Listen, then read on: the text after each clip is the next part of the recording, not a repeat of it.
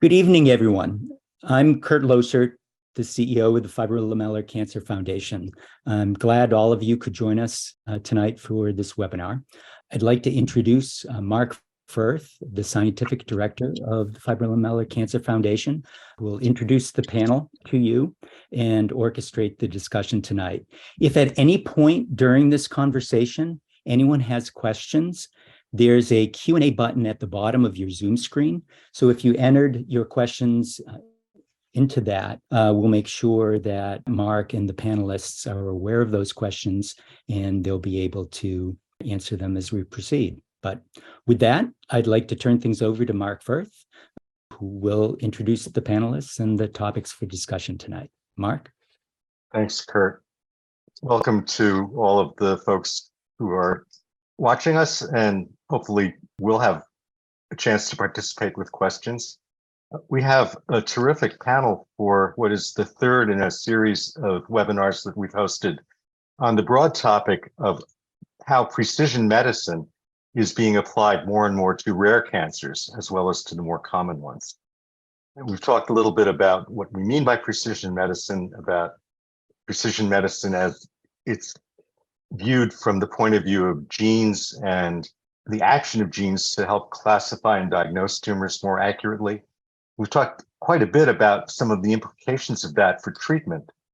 But tonight we're really going to focus on how one matches an appropriate treatment to a cancer based on molecular or genetic and biochemical information of the type that is now becoming increasingly available, really since the success of the Human Genome Project.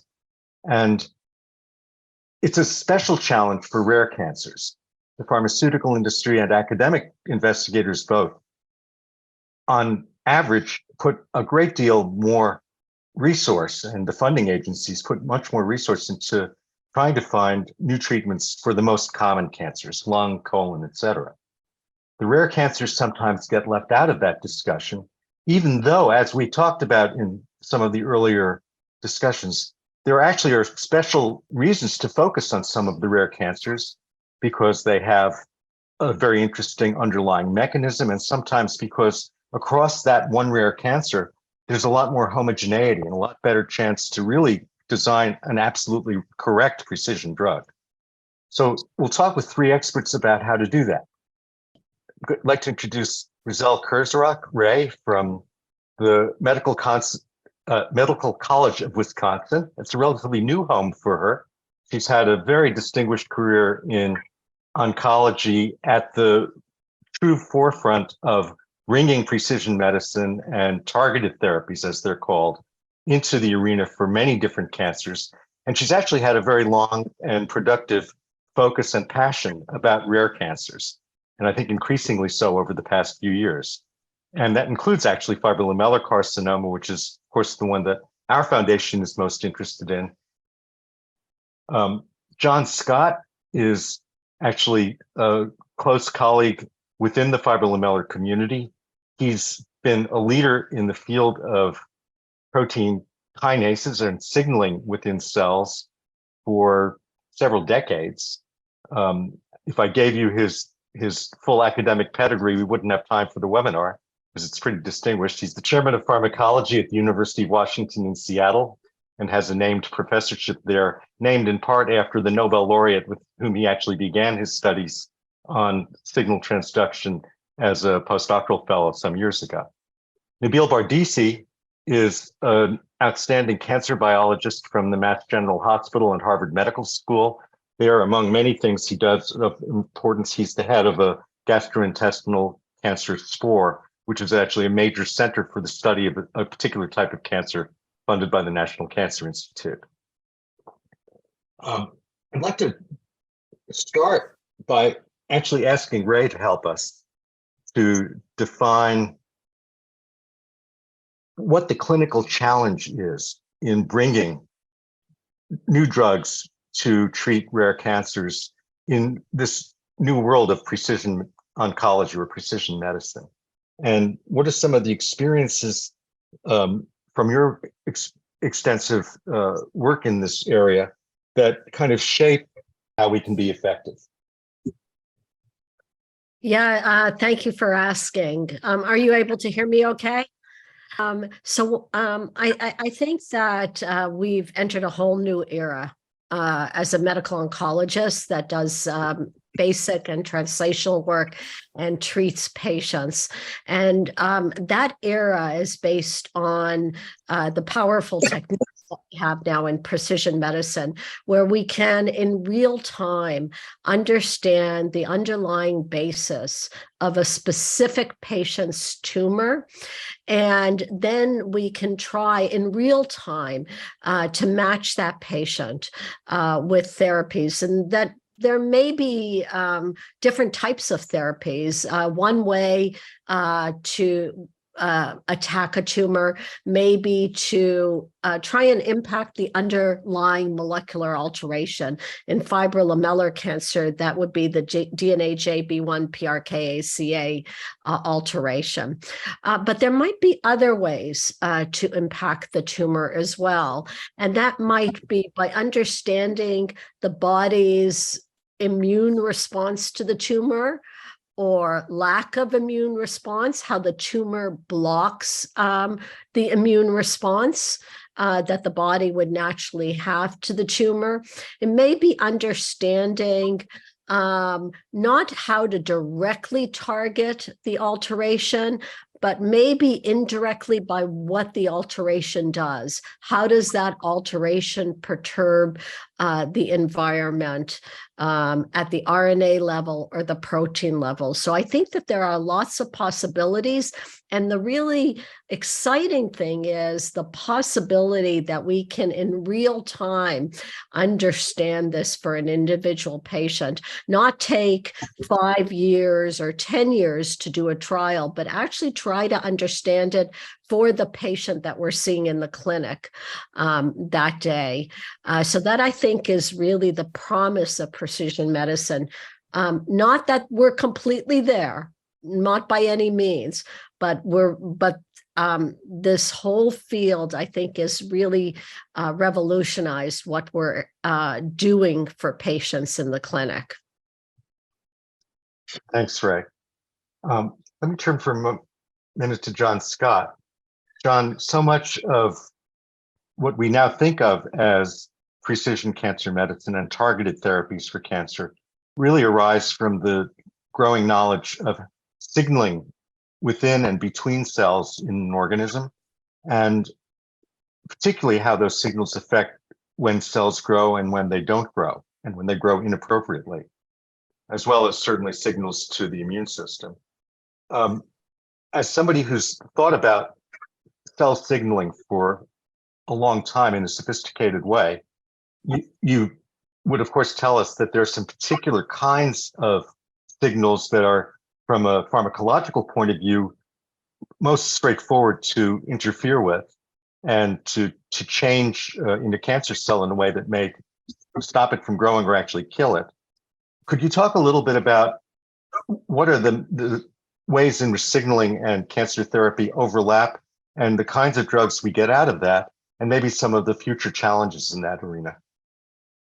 Sure. Thanks, Mark. So I think I can follow on a little bit from what Ray said, in that, really most cancers are a consequence of molecular defects at the genetic level and evasion of the immune system. So those are two really important aspects.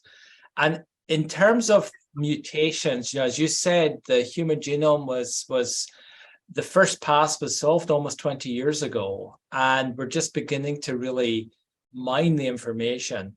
There's this family of molecules called protein kinases that have been mentioned. DNAJ PKAC is a fusion of one of those kinases. There are somewhere in the order of 300 different drugs targeting these enzymes currently in some form of trial. But there are 500 of these enzymes in our bodies. So the trick really is that by being able to develop compounds that can target individual enzymes, it works best when these enzymes are mutated. And that's exactly what happens in cancer. The trick is to be able to target the rogue enzyme without affecting the normal enzymes. And so I think that that's a frontier that we're really working on at the moment. It's not as dire as it sounds, because there are some wonderful examples of where that's been successful. But I think another area that's beginning to come into play now is the sort of adaptive effects that happen upon treatment with some of these small molecules, and how those enzymes can then themselves adapt to the changing pharmacological environment. And so I think the future lies in being able to develop more definitive and more specific targeted compounds that can work in conjunction with maybe immunotherapies to be able to look at this. Unlike what Ray said, this is a more long-term process because of the toxicity and the side effect problems with these small molecules.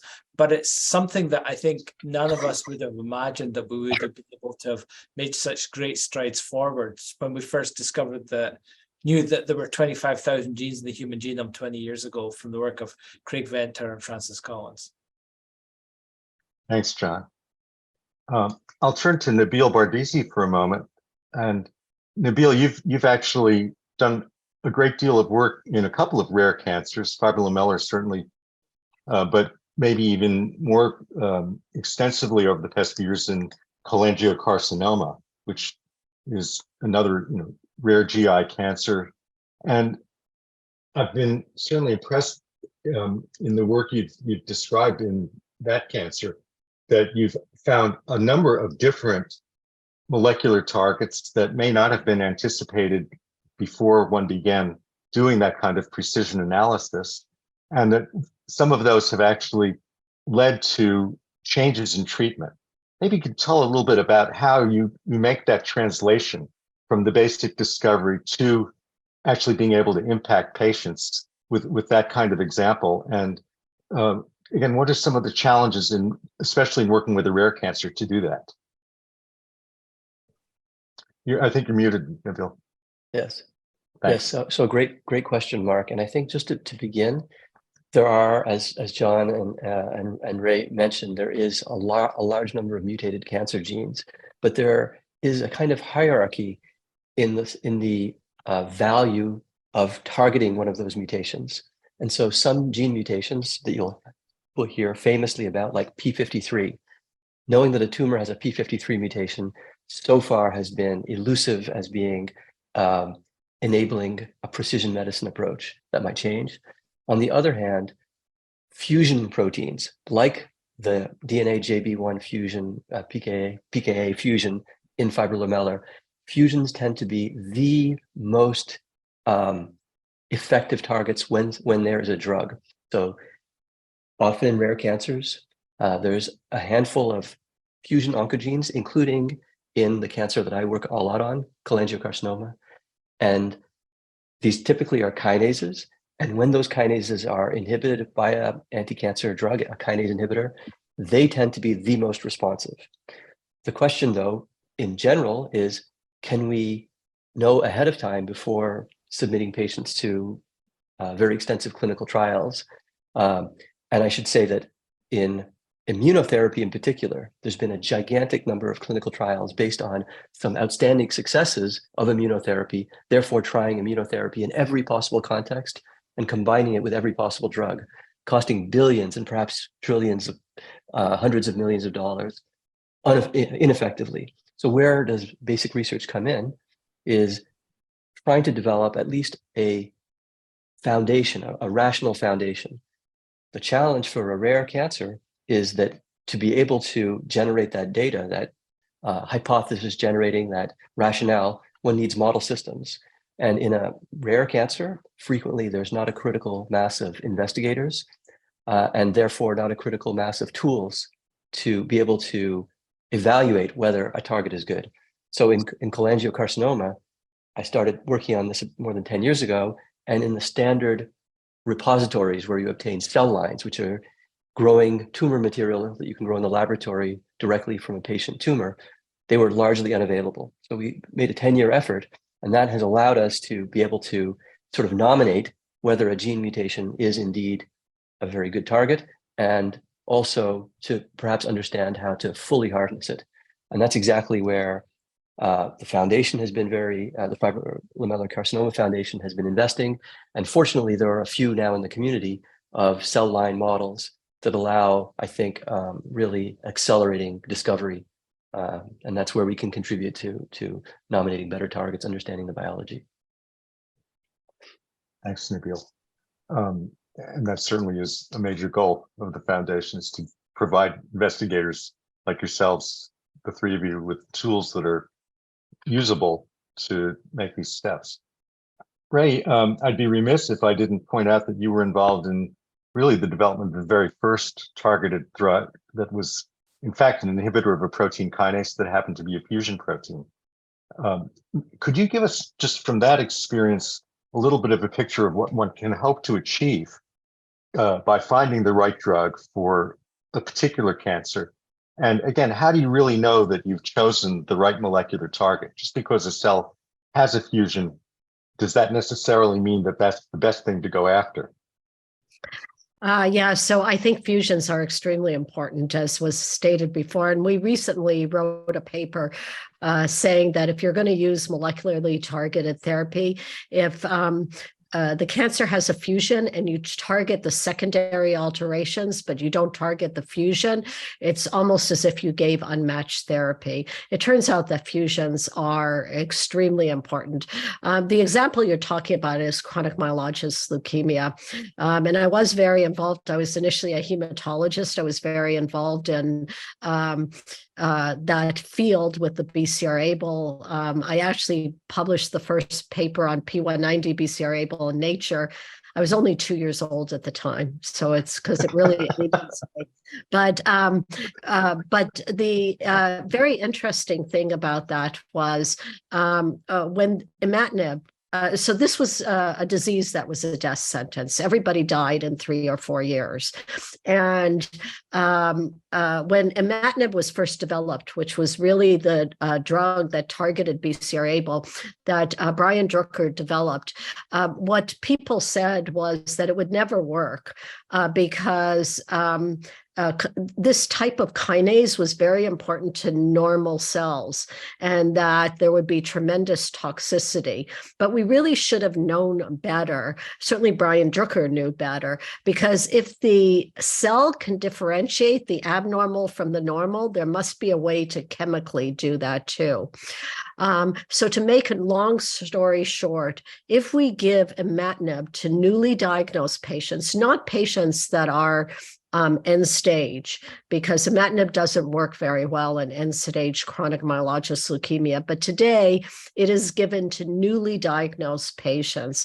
And this has gone from being a death sentence, as I said, everybody died in 3 to 4 years, to patients have pretty much normal life expectancy. And so that's by taking a couple of pills a day that are well tolerated. That's almost as good as it gets. And I'll just mention a small story. So all of this happened when I was a very young faculty. And about a year and a half ago, I was speaking to the fellows that were just graduating at UCSD, University of California. And a couple of them, we were talking about solid tumors, but we talked about chronic myelogenous leukemia. And what they told me, which really kind of surprised me, was that chronic myelogenous leukemia was not a good model for cancer because it wasn't really even a cancer. It wasn't even a leukemia. And I said, what is it? And they said, oh, it's just some growth of cells. Now, that must be the definition of success. The disease that killed every one of your patients when I was their age, now they don't even think it's a leukemia because it's so easy to treat it. I think the main point is if we can understand the underlying basis of a cancer and then target it, we can transform that cancer. It's not so easy to do. But I want to say one more thing. We have one big additional thing in our toolbox now. We can actually try to impact the molecular abnormality like the DNA JB1 PRKACA, or we can try a different route and try to impact the immune system. And the way the tumor has protected itself from the immune system in order to exist, because the job of the immune system is to get rid of tumors and infections. So there's more than one way to skin this cat now. There's more than one tool in our toolbox. And I think that is very important to remember from a clinical point of view. Yeah. And certainly imatinib notwithstanding, most of the successes in cancer therapy over the years have been from combination approaches. And I think the exploration now of targeted therapy, attacking whatever is driving the cancer, on top of trying to remove the cancer's immune defensive, certainly is an area of great excitement and something that looks really promising. So Mark, maybe there's something I can add to this as well. I think that everything that has been said is absolutely correct. But another factor, particularly with fusion kinases, is not just DNA JPKAC, but there's fusion kinases in melanoma and various other cancers as well. They often reside in unusual cellular locations so that they see a different spectrum of proteins, because kinases all do the same thing. They phosphorylate proteins, but they are also localized in different places. And I think that that's something where fusions are actually, there's another avenue for targeting there, which is looking at the spatial biology of these pathological enzymes. And that's certainly something that my research group has worked on for many, many years, and does come into play with BCR-ABL as well, because of it's a fusion, and it's a fusion that's more active than the normal enzyme too. So I think by bringing as many different sort of modalities into play, and we can do this so much more rapidly and systematically and rigorously now than we could ever do before.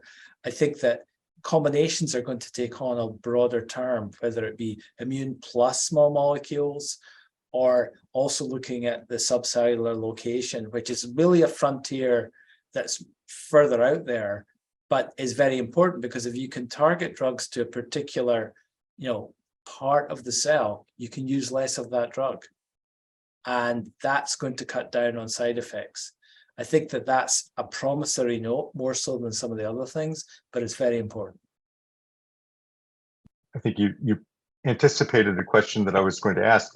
Let me pose it in a slightly modified form, which is, as we're becoming more sophisticated in understanding what it is that really drives a cancer cell to be out of growth control, we talk increasingly about addiction of cancers to certain genetic changes, and then trying to match the therapy to the thing that the cancer is most dependent on. As a pharmacologist, how do we achieve that? You talked about dealing with not only the enzymatic activity, but also the relationship of that driver protein to the rest of the cell. Are there particular tools that the chemists are now able to use so that can actually make better inhibitors of these kinds of driving proteins? Yeah, so one of the ways that this can now be done chemically is actually, there's several ways, but one way is to take two active chemical units and consolidate them. So you can take two different drug targets and put them into a small molecule that will still enter the cell, enter the tumor, and it can target two different parts of an enzyme. I mean, so if you can combine two molecules physically, often their efficacy decreases in an exponential fashion. And there's some examples of that with some of the PI3 kinase inhibitors. There are a few kinase inhibitors that work that way, but they're not as fully developed. There's some mTOR inhibitors that work that way, which is another growth controlling pathway that we've not mentioned so far. So I think that that's again where this whole sort of area of chemical biology, which at some level is more experimental than therapeutic at the moment, but is definitely moving towards the therapeutic side, has a lot of potential, and it's exciting to be able to see how that works. And again, I think what Nabeel said too is terribly important, to be able to test these systems on really good models before you ever go to a patient, because we've got to consider that's where immunotherapies are strong, because you're working with natural system. But in targeted therapies, we do have to have this sort of middle ground initially, where we're using models rather than patients because of the toxicity. Yeah. And Nabeel, I think, go ahead, Mark. Oh, I was just going to say that perhaps it was probably covered in a previous webinar, but we haven't actually discussed whether the fibrolamellar fusion, the DNA-JP1 PRKACA, is likely to be an addiction. And so the preclinical data that's published does suggest that that would be the case. But the question is how to inhibit it. And there is now, we know, a selective protein kinase A inhibitor that seems to effectively at least turn off the canonical enzymatic functions of protein kinase A. Unfortunately, protein kinase A plays a role in just about every cell type and is required for so many basic functions of our body, so that if one simply effectively turns off protein kinase A, it's likely to be a very high toxicity, not because the drug isn't doing what it's supposed to do, but because it's not doing it selectively in the cancer cells. So I think John and you were kind of getting at ways that the unique properties of the fusion protein, localization, the presence of this fusion domain, or the capacity to have a covalent approach that allows you to bind to this ectopic part, this fusion part portion. But it does seem like very effective protein kinase inhibition is not going to be tolerable by patients. That's what the preclinical data suggests, as well as the sort of common sense, or not necessarily common sense, but the fact that it's such a widely used protein for so many biological functions. The normal, let's say, unmutated protein kinase A creates very risk of on-target toxicity. Nabeel, maybe I can put this in context for the audience. Sure, sorry. This enzyme to keep your heart beating. Yeah. Minor detail. So I'm going to be the naysayer here. And I'm not denying protein kinase A is important throughout the body, but this is giving me a deja vu. And this is what I referred to before. Brian Drucker, everybody, when he brought imatinib or tried to bring imatinib, it was completely rejected initially because of this very same argument that if you inhibited a tyrosine kinase, you would get massive toxicity because so many enzymes in the body are tyrosine kinase. So this may be true for protein kinase A, but this was the exact struggle that Brian Drucker had against almost, I would say, the entire scientific community, who said, if you give this to patients with CML, they're going to be this is going to be extremely toxic. Well, it turned out, because BCR-ABL is a heightened and abnormal tyrosine kinase, the imatinib was able to differentiate. So that doesn't mean that we won't have a problem with protein kinase A, but I think we have to be careful to understand that there is a history of a similar argument, and yet we were able to overcome it. So if we develop the right molecules, I think we absolutely should be able to overcome it because DNA JB1 PRKACA is not a normal protein kinase. It's been made aberrant in some way through the fusion. So Ray, a great point.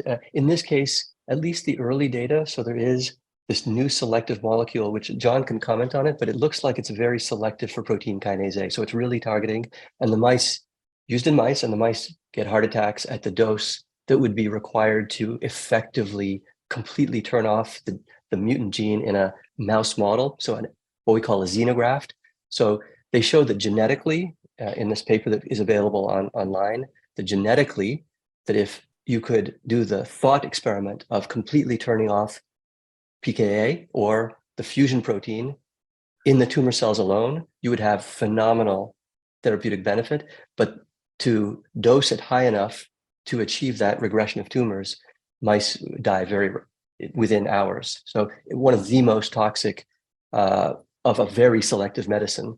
But I think that we all agree that there are many, many targets that are ubiquitous, which means expressed in every cell, that initially we would have thought there'd be no what we call therapeutic index, but indeed cancers have a heightened addiction. But I think PKA might be with a unique kind of inhibitor, but perhaps taking advantage of the fusion aberrant activity that will need probably something to completely spare the normal non-mutated form, or at least primarily spare it. But John, I'm sure you have comments as well. Well, I would say that I think that what Ray says is a point well taken, that we should never completely say never. But having generated some of the data that you're talking about, Nabeel, I would agree with you for this particular enzyme. But I think also I can remember Brian Drucker is also actually one of my former running mates. So I remember during the whole time when Gleevec was being developed. But actually the first person I ever heard that talked about ATP competitive inhibitors, which is what we're talking about here, was Yossi Schlesinger at a meeting in Jerusalem. And we all thought he was crazy. So what Ray is saying is true. But remember, these are the success stories. There are many cases where what we're saying is correct. And that's why we do research, is to be able to identify the most promising leads and pass them on. And that's why, you know, we're really pleased that you can be here tonight, that you can hear us discuss this, because it's not straightforward. And we all have the very best intentions at heart to do the best we can for this audience, because we know how important this is. I can certainly say, I mean, we've seen tremendous advances in not only the understanding of the signaling process and where the vulnerable points in the cancer might be, but there are now some corresponding advances in chemistry and drug discovery that are making it possible to, at least on paper, design therapies that could be much more selective than what I think of still kind of a first generation kind of chemistry, which has been applied to the protein kinases. And we really have two challenges. One are, you know, the cases like PKA, where it's possible that that selectivity between the cancer protein and the normal protein is really crucial. There also are cases where you don't have a convenient fusion protein or a kinase to drug. And people have used the phrase in the pharma industry. I was hearing this already when I was in big pharma, 30 years ago, of quote, undruggable targets. That, the idea that we simply can't do the chemistry to inhibit that particular function. And I think that notion is breaking down. Maybe Nabeel, you could talk a little bit. What are some of the ways that the chemists you interact with or the molecular biologists as well are beginning to solve that problem with, say a transcription factor or a protein where you don't have the simple chemical handle? Yeah, the most famous that is now gaining traction is perhaps the most commonly mutated, what we call oncogene, called KRAS. And that was considered a undruggable target. Yeah. It's mutated in 90% of people with pancreatic cancer or more, terrible cancer, very high proportion of people with lung cancer, and many, many others. And drug companies had completely abandoned even attempts to make medicines, even though laboratory data would suggest that this is likely going to be a driver and cause oncogene addiction. And it took various groups in academia to sort of think out of the box. And one of the approaches was, and again, in line with exactly like Ray was the idea that medicines shouldn't be covalent. So they shouldn't bind to their target, the drug, and then stay there forever. That was thought to be likely causing all kinds of toxic effects. But it turns out that the first inhibitors of this KRAS, this very, very important oncogene, were taking advantage of this covalency. Drugs that specifically used a chemical process that allows the drug to be irreversibly bound to its target. So one of the big breakthroughs is the appreciation that covalency as a drug development strategy is completely legitimate. And there's many now approved covalent inhibitors. So that would be one example of transferring undruggable to druggable, and a general concept. The other is another idea of using some of the cell's machinery to destroy proteins, as sort of the cellular garbage can. And these are called degraders or PROTACs. And so an approach which takes advantage of a molecule that part of it is attracted to this cellular garbage can. And so this has allowed also proteins conventionally that were undruggable to be broken down. And so this is emerging, and there's some promise in this area. So those would be two areas I could think of. Yeah. I can share that, like Ray, when I was about 2 years old, I was known, as she'll remember, as a RAS person. Yes. I worked on RAS in the early days. And, you know, when we first discovered how many human cancers had aberrant mutated RAS, it was hyperactive. We, in our naivete and arrogance, were saying in 5 years, we're going to be curing all these cancers. Well, that was a long, long time ago. Maybe I wasn't quite 2 when I realized that wasn't going to work. But so, you know, if we work on problems hard enough over a period of time in a rational way, sometimes we do come up with new kinds of drugs.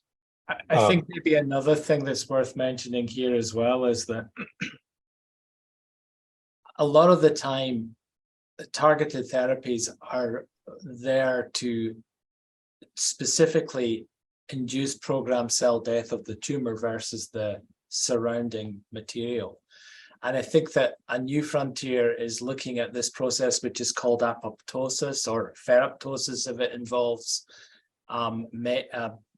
iron, is developing ways to look at this particular process, which is programmed cell death, to induce it. There are also in cases where there are proteins that are selectively expressed in tumors, and this happens to be the case in FLC, that delay apoptosis. So finding pharmacological therapeutic means to circumvent that and be able to enhance apoptosis is a really important frontier and function.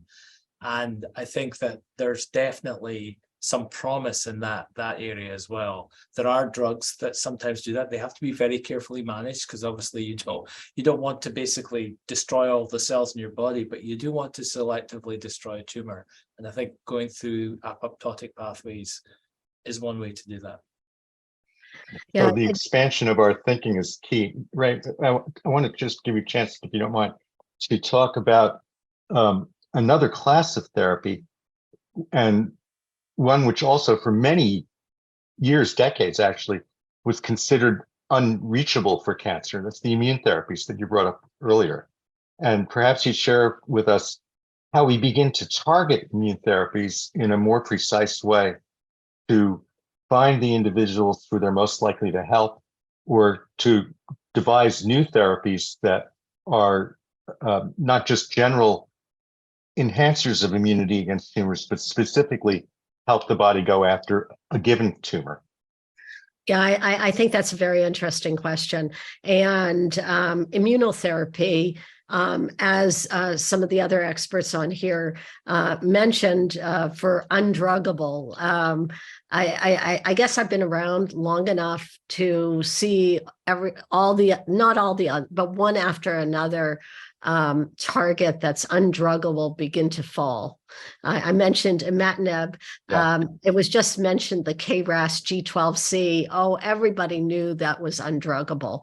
KRAS is not druggable until a brilliant basic scientist really began to understand that there might be another way around this. And so it became druggable. So my personal belief is that everything is druggable. We just need the right basic science to be able to understand it. And that's what happened with immunotherapy too. People worked on immunotherapy for years, and everybody kind of knew it just doesn't work. Now, the immune system is actually a great machinery that works really quite well. So it makes sense that we should be able to understand and replicate it. But I was at MD Anderson for a long time. We began to really feel sorry for those people working on immunotherapy because they were losing their grants and everybody knew it didn't work. Now, of course, immunotherapy has a Nobel Prize, including one of the faculty at MD Anderson. But I think some of the lessons of genomics have been lost on in immunotherapy, and this was alluded to earlier, that we give immunotherapy to everybody without thinking about what kind of immunotherapy they need. We learned in the genomic space that giving imatinib, which is a BCR-ABL inhibitor, to a patient that doesn't have a BCR-ABL in their tumor is absolutely useless. Or giving a drug that's an EGFR inhibitor to a patient that doesn't have an EGFR mutation that activates the EGFR, that is not a useful thing to do. With immunotherapy, we just give it to everybody, and we don't try and figure out which patient needs which immunotherapy. And that's the essence of precision medicine, is really understanding the individual patient's tumor and then giving them the right drug, not just giving them a drug that happened to work in another tumor. So I think you know that we published a case which I think is really interesting, a fibrolamellar cancer patient. And I want to kind of walk through, because this is the essence of precision medicine. So this was a young woman who was treated in Israel, and she had the DNA JB1 PRKACA alteration, but it's not really druggable. So she had an RNA profile done, and there was a company called Pangea that looks at these profiles and looked at her immune profile. And they suggested that a combination based on her specific immune profile, a combination of a drug, an anti-PD-1 drug, nivolumab, and an anti-CTLA-4 drugs, ipilimumab, would be effective. Now, what is amazing is classically, this patient should have never responded to this combination because she didn't have the classic biomarkers for immunotherapy. Her tumor mutational burden was low, and you need a high burden usually to respond. Her PD-L1, which is a marker, was 0. And on top of that, she had failed a very related drug, an anti-PD-L1. Her tumor had not responded to a drug called atezolizumab, which is an anti-PD-L1. But by really understanding precisely what was wrong with that patient, the bioinformaticians were able to figure out that a drug that was a little bit different, not anti-PD-L1, but anti-PD-1, might be effective, and that it needed to be combined with an anti-CTLA-4. So this was customized to her. And although she was pretty much on the way to hospice, she achieved a complete remission, which is now ongoing at 2 years. So I don't think we should hype or overpromise, but I think this process is very important. The process of understanding what is wrong in an individual patient's tumor, and then trying to customize the drugs to that patient. And then finally, that there's more than one way to skin that cat, that if we can't impact the DNA JB1 PRK ACA because we don't yet have a good drug, even though I do think we eventually will have a good drug. She can't wait for a drug to be developed. Maybe there's another way to attack that tumor. In her case, there was another way, and that was by manipulating the immune system, but doing it with an understanding of what was going on with her tumor, not just randomly giving her a drug, but understanding that tumor in depth. So I'll just pause there. But of course, we were very excited to see what happened to her. I have to say, I have that paper on my desk, and Ray was good enough to share with the community a brief video of the patient, just talking about her experience. And it's one of those things that, you know, it kind of makes us all feel that what we're doing might be worthwhile when you see a success like that. They're rare enough and it's important enough that it's worth celebrating. But as we think about the immune system, Ray, most of the current success has been either with that kind of so-called checkpoint inhibitor, these antibodies that essentially recognize specific barriers the tumor is putting up to having an immune response and knocking those barriers away.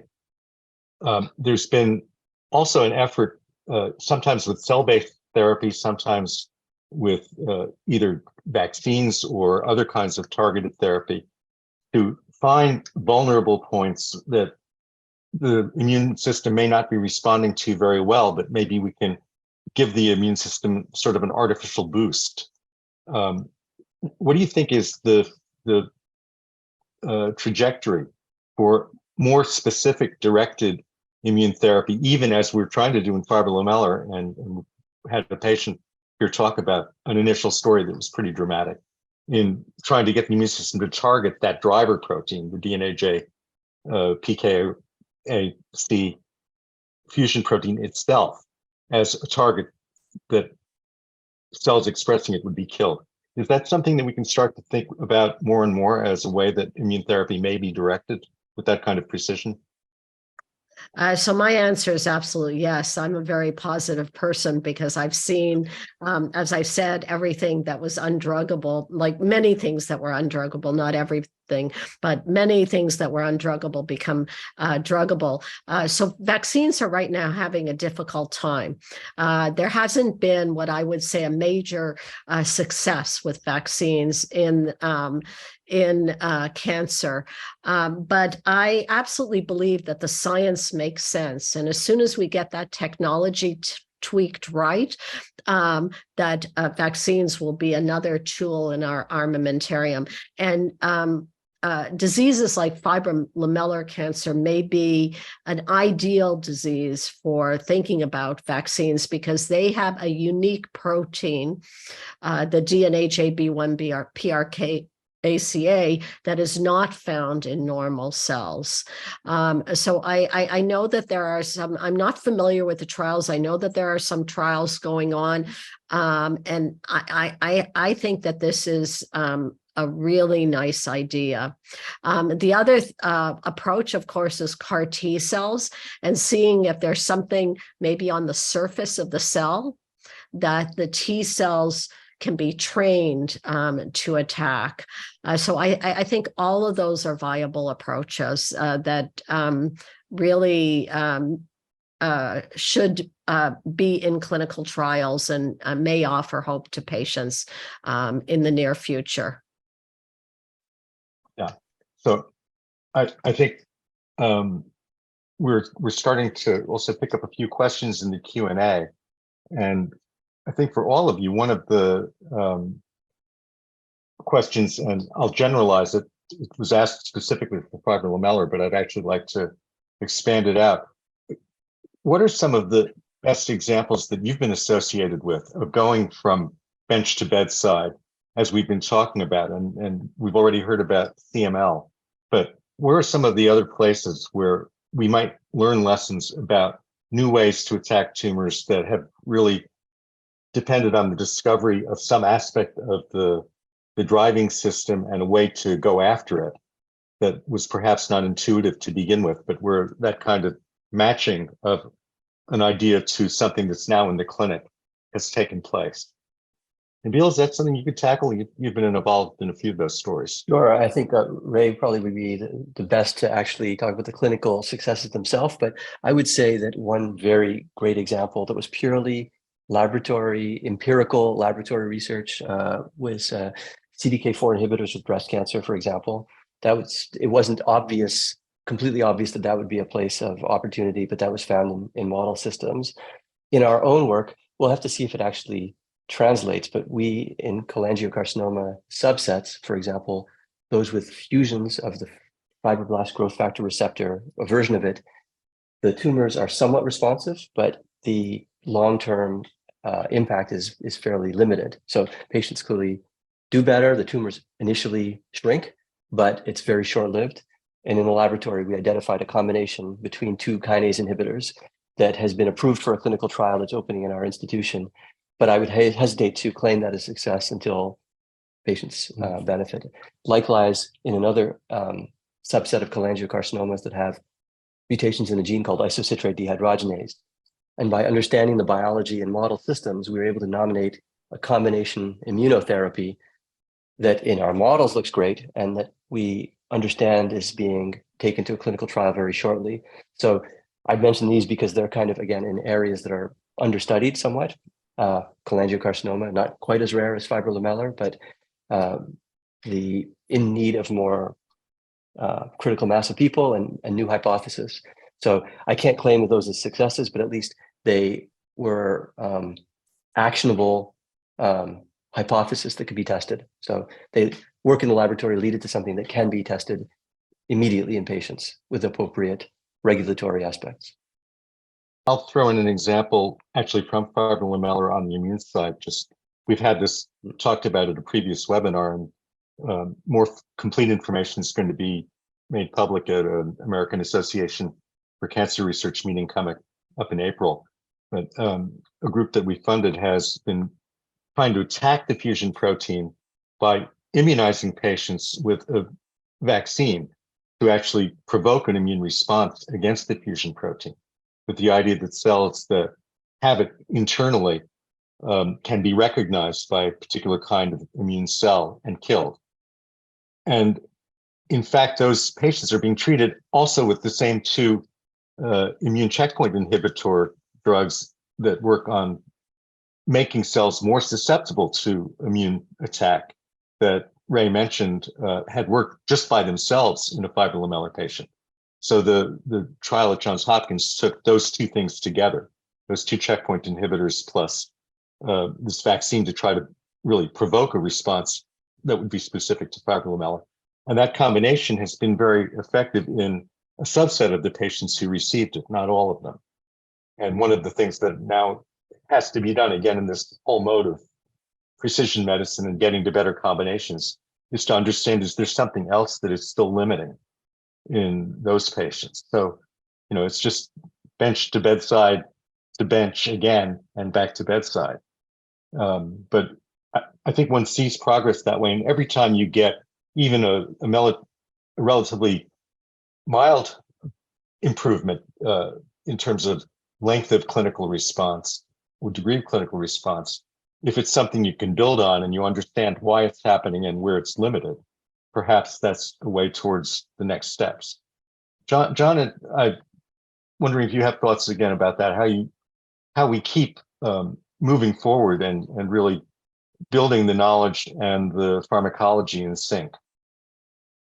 Yeah, I mean, I think I like your analogy. It's a sort of form of, tennis between the bench to the bedside and back. But another thing that we've not really mentioned in any great detail that greatly benefits us is bioinformatics and just the wealth of information that is now becoming available that you can actually mine in very sophisticated ways. So for example, with some of the diseases that we work on diseases, we obviously work on fibrolamellar, but we work on other PKAC related diseases, of which there are several. Data sets with mutations can also now be combined with some very sophisticated structural biology algorithms, that a thing called AlphaFold, that can reasonably accurately predict the shape of an enzyme such as a protein kinase. Protein kinases are particularly studyable by this mechanism because there are so many crystal structures. There's so much information. We know the three-dimensional shape.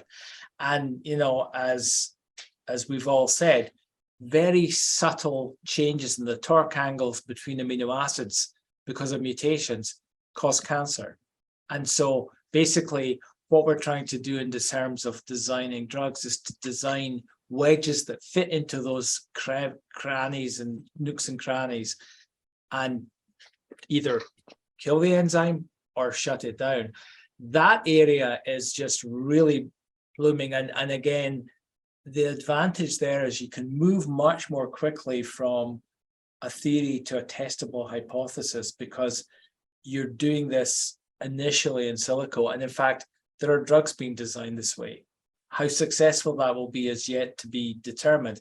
But certainly with the amount of information that we have on fibrolamellar, we've begun to apply this to understanding the molecules that are involved. And this is really something that has actually only become available really in the last 6 months. And we've certainly seen some of those approaches being pioneered in other rare cancers. The Cordoma Foundation has a big program to target the transcription factor that's the driver in that cancer. Yeah. And again, one would have started out initially in saying that's going to be a tall mountain to climb, but they're undertaking and I think have made progress. Nabeel, maybe you could give us just any final thoughts you have on the future. Where should we putting our throw weight to come up with better missiles to attack these cancers in a precise way? Yeah. So again, I'm qualified as a lab scientist. I have to be modest in my ability to predict and certainly. But what I would say is that the preclinical work by a number of groups is emerging to suggest that the fusion protein is indeed a strong drives oncogene addiction, and therefore we have a path forward to try newer ways to target the fusion, but also that it really is an impetus to understand very detailed the molecular circuitry controlled by this fusion protein, with the hope that indeed there will be something that the fusion controls, that it will be an Achilles heel of the cell. So that would be one very obvious way from the type of research that John and I do. And then, of course, understanding the tumor immune interplay with some of the approaches that you described. So a combination, and I think largely there are two camps of researchers that are starting to come together. That is those who are interested in targeted therapy, focusing on gene mutations and how they affect the way cells use nutrients, the way that cells control their gene expression, and so on.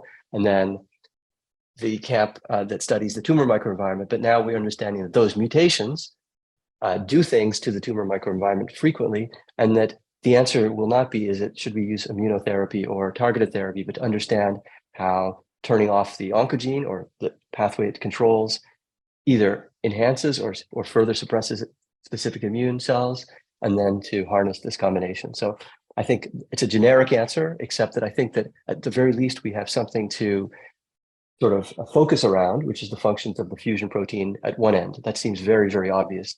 Perhaps it was obvious you didn't even have to see that preclinical work, but now we do have the preclinical evidence that this fusion doesn't just sort of get the horse out of the barn, doesn't just start the tumor, but very likely is required for its ongoing proliferation. I would say another thing that we haven't spoken about today, that another name for these cancers is oncocytic tumors. And oncocytic refers to the accumulation of abnormal mitochondria, the sort of factories in the cell. These are enormously very, very evident in the inside of fibrolamellar cell. And it turns out that there are two other cancers that have this fusion protein, oncocytic tumors of the bile duct and the pancreas. And so perhaps there's something to be had to understand how this phenotype, how this property is controlled, and what it might confer in terms of vulnerabilities to other insults, if these are indeed abnormal factories in the cell. So that's more exploratory, but that would be the other angle I would consider. But certainly that area of how tumors get their energy and what they depend on for their own metabolism and how that affects the metabolism of cells around them, including immune cells, is a very rich one that's being explored. Ray, we're almost out of time. Why don't we give you the last word as a clinician? When you are working with patients with fibrolamellar or other rare cancers, what is it that you really are wanting to see the folks in the lab bring to you as new tools? What are the tools that you think will have the greatest impact over the next few years? I think the folks in the lab are fundamental to what we do, and it's bringing an understanding using everything that we have now, everything from model systems to bioinformatics was mentioned.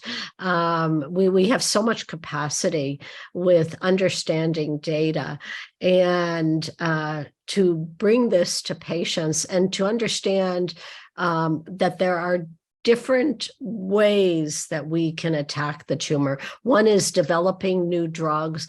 One is an in-depth understanding of the molecular features of a specific patient that is sitting right there in front of us with the help of our basic science and bioinformatics colleagues. And CML, we started off treating it with bone marrow transplants. It's a pretty aggressive therapy, but some patients were cured. Then, with the help of the basic scientists, we understood that maybe we could give a pill called imatinib and impact the fundamental underlying molecular aberration. It's really the same thing now. We try different ways, and there may be more than one way in order to impact that tumor. And what I'm looking for is, how can we do this quickly? And can we do it with the patient in front of us? That, to me, is what is most important. So maybe a last message to the patients and caregivers who are kindly sitting in on this discussion. As much information as can be obtained about the cancer that you care about most, yours or your loved ones. As much information as you can get, there's a reason to obtain it. It's not an empty exercise, hopefully. And then being able to match up with people who've learned enough about the cancer to understand the implications of what all those precision molecular tests are saying, and really can have that insight to, does that give you a course of therapy? And if it's not today, hopefully it'll be pretty near tomorrow. Thanks to all of you. Thanks to our audience. I apologize for some questions that have popped up late, and we'll perhaps try to respond to some of those afterwards. But this has been, for me, a eye-opening experience, and we have a reason to continue to understand not only fibrolamellar but all of these rare cancers in enough detail to give people something real and tangible in the near enough future that it will impact their lives. So thank you. Thanks, everybody.